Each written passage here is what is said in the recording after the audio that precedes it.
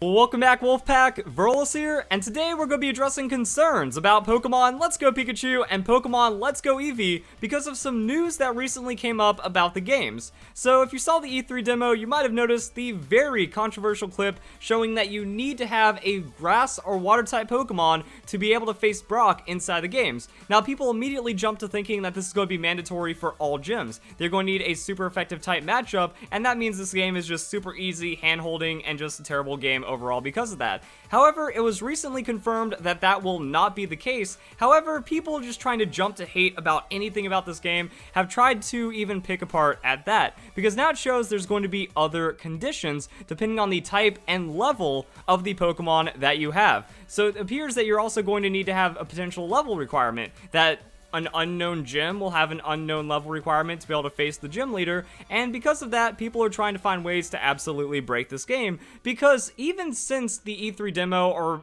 the initial trailer about Pokemon Let's Go Pikachu and Eevee, people have been saying, wait a second, if this is Pokemon Go, that we can't just battle wild Pokemon, what happens if we run out of Pokeballs? Because then that means we're not able to get any experience, and the trainers that are like in the game, they seem to have low level Pokemon. So what happens if we don't get enough experience from all the trainers, we beat all the trainers, we're out of Pokeballs, and then we can't progress throughout the game.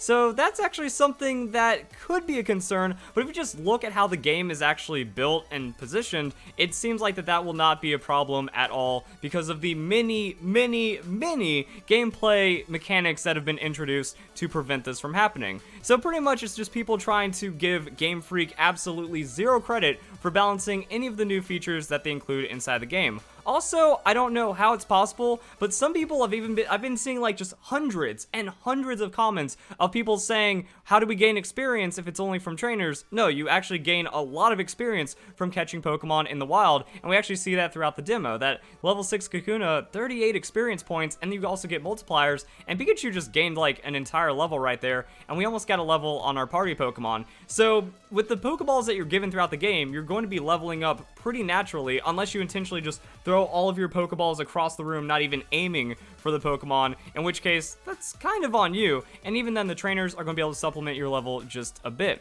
But what happens if we do run out of Pokeballs? Well, whenever you beat trainers, you receive Pokeballs. That whenever you beat wild Pokemon, there's a chance of receiving an item as well, and it shows like berries, which make it easier to capture Pokemon, and that just kind of shows that there's going to be more than enough resources. You find an item on the ground, that could have some Pokeballs in it. You beat a trainer, you get some Pokeballs, you capture a Pokemon. It looks like since you can get berries and other supplementary items, maybe you get rewarded with a few extra Pokeballs as well. And even then, we see some different but similar kind of gameplay mechanics that are also in Pokemon Ultra Sun and Ultra Moon, that there's a lot of mini quests. There's a lot of like side quests and mini stories and stuff like that going on. So you watch Slowpoke for, a couple minutes or even a couple seconds and you get a big pearl. Now this lady says that you can come again and do it sometime. So yeah, put the big pearl to bed. I'd love to keep an eye on Slowpoke again sometime. So if this actually refreshes like every day or so, that means you're still getting an insane amount of income. That you're getting money for defeating trainers, which you could use to buy Pokeballs.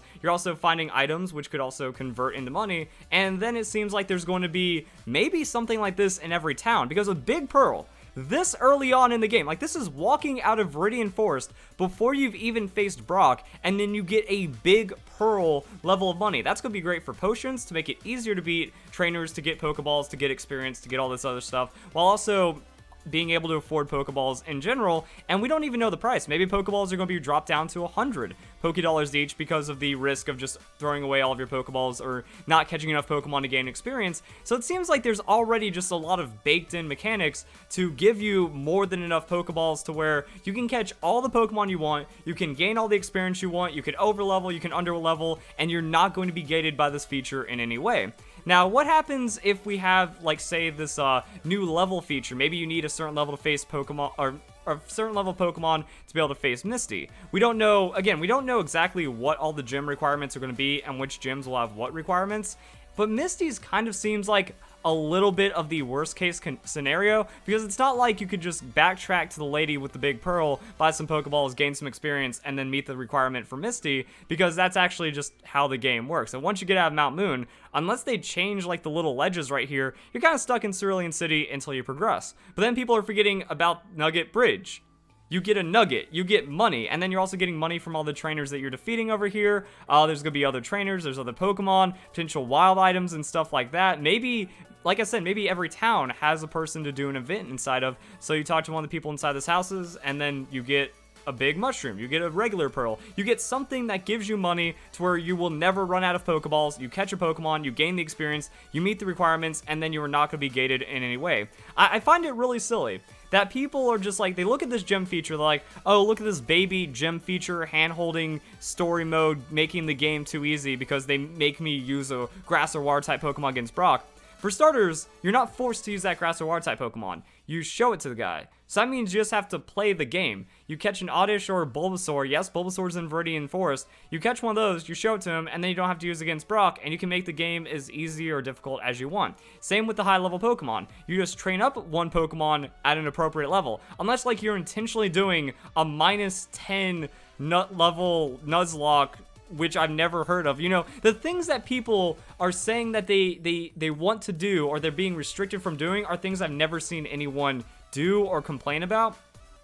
So yeah, you just show the Pokemon that has level requirement for beating Misty, and then you can do whatever you want. Especially, like, also another weird thing is because of Nugget Bridge, Cerulean City would probably be the best place to have a level gate because you have Route 24 and 25. Nugget Bridge, all the trainers on the way to Bill's house, it's going to be impossible to not meet the level requirement for battling Misty unless you're actually releasing your highest level Pokemon the second, like, it meets the requirement or something silly like that. But just through normal gameplay, unless you are throwing away every single item and releasing all of your Pokemon to intentionally make it impossible, it is not going to be possible to actually get soft locked inside of this game, again, through normal gameplay. And even then, if there's a person that can help you out with, like, giving you money and items and stuff, you're going to be able to meet the requirements anyways. Also, we don't know what happens if you run out of Pokeballs. Maybe if you run out of Pokeballs, you go to a Pokemart, they might actually just give you like 1 to 5 Pokeballs or something. You know, there has to be like the ultimate fail-safe feature. From what we've seen so far, everything seems that, like, you get Pokeballs from battling trainers, that way you don't run out of Pokeballs. You get items from battling Pokemon, you can find items on the ground and stuff. It seems like Game Freak has thought this out to where it should be impossible to actually be stopped at any point inside this game,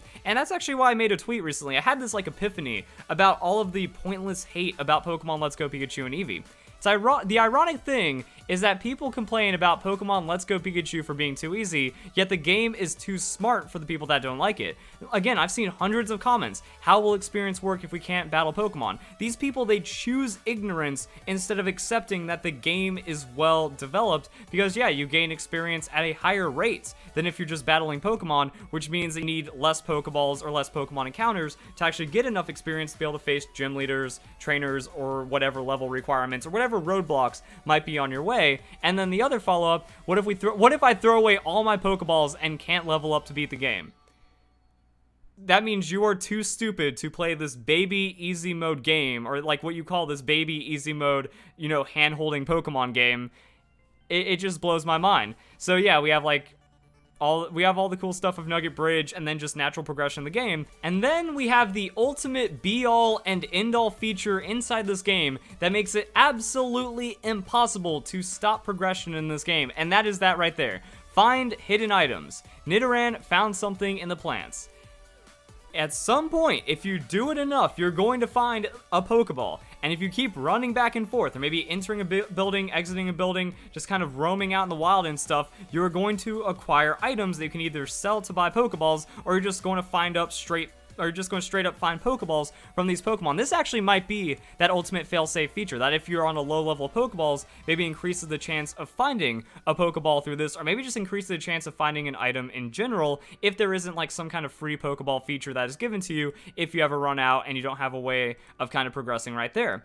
Now the thing is, this is actually in Pokemon games in some form already, such as fishing spots. If, say, money was absolutely 100% required to progress through certain points of Pokemon Sun and Moon, well, as long as you have a fishing rod and access to fishing spots, which means that, you know, the game would be balanced in that way to where if there's any point where you need money and it would only be after you already have a fishing rod or something. You can just fish until you get items. And let's say that even if this is in Pokemon Let's Go Pikachu and Eevee, you can just run away from Pokemon. So if you don't have a Pokeball and you encounter a Pokemon, you run away and you're good to go, which means, like, say if you're fishing, you know, you're fishing for items and you keep getting Pokemon and you can't catch them because of Pokeball, you just run away until you get an item. Then you sell that item for Pokeballs and then you get the experience and you level up and you're good to go.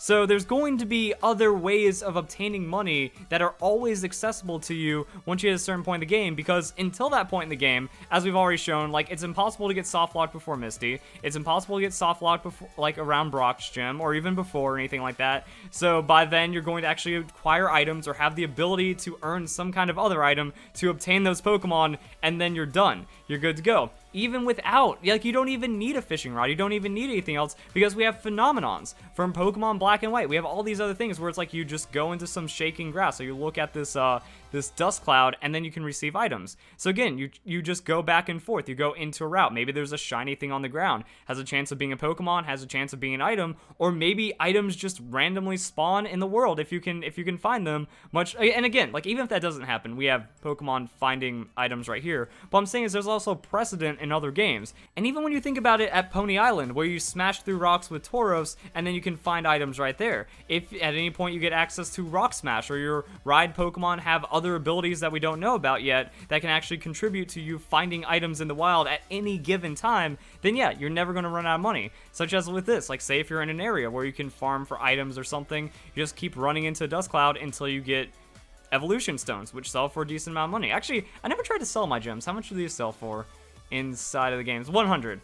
Worst case scenario, that's a Pokeball. Worst case scenario, you just have to grind up these pitiful item value items just to be able to afford a Pokeball, but it's still possible. It is absolutely impossible to get soft-locked by the features inside of Pokemon Let's Go Pikachu and Eevee, and obviously Game Freak is going to be thinking about it. Again, it just goes back to the needless hate, the disrespect of the developers, the disrespect of everything about the games. That, you know, they haven't given Game Freak any faith, any credit to be able to change their game and then do it well, which we've already been proven that that's, like, they're going to do it. From every little bit of gameplay that we've seen, all the features are balanced. All of this is just thinking, what is the most blind hate I could come up with? What is the most desperate way I can hate on Pokemon Let's Go Pikachu and Eevee because I'm not a true Pokemon fan, and then just come up with absolute idiocy? Like, it's impossible. Like, the thing is, people are against these features that are just undeniable to be against. It's impossible to actually have a complaint against it because Game Freak knows what they're doing. They've balanced the game. They've changed a lot of things. Even one of the most recent trailers, this one right here, we see like a level 46 Wartortle or something. So people are saying, oh, but the trainers are going to be lower level throughout the game. Like, we see that in Nugget Bridge and we see that in Viridian Forest. So if the trainers are low level, how are we going to level up? You catch Pokemon. And also, it looks like the trainers are going to get harder as we scale into the late game. So the game starts easier, and then it finishes harder once the game has taught you, you know, how things work and stuff. So there we go, guys. That is Pokemon Let's Go Pikachu and Pokemon Let's Go Eevee shenanigans. Just doesn't seem possible to get soft lock, and that's the biggest complaint down. So if you guys enjoy the video, hope you all have a nice day. Thank you very much for watching. Also, trading. Yeah, you could just trade anyone for a high enough Pokemon. Done.